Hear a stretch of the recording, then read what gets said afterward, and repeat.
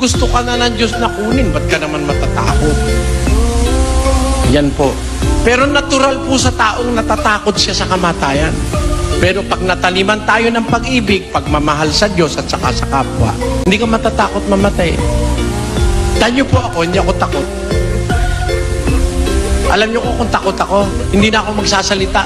Kaya ako po'y takot mamatay, hindi na ako lalabas, kapatid. Na-under surveillance ako eh.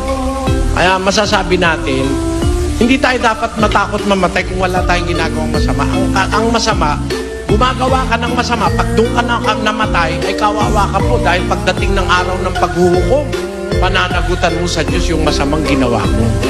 Yun po, dapat bago tayo mamatay, maghanda po tayo na tayo mamatay tayo na gumagawa tayo ng kabutihan sa Diyos at sa kapwa.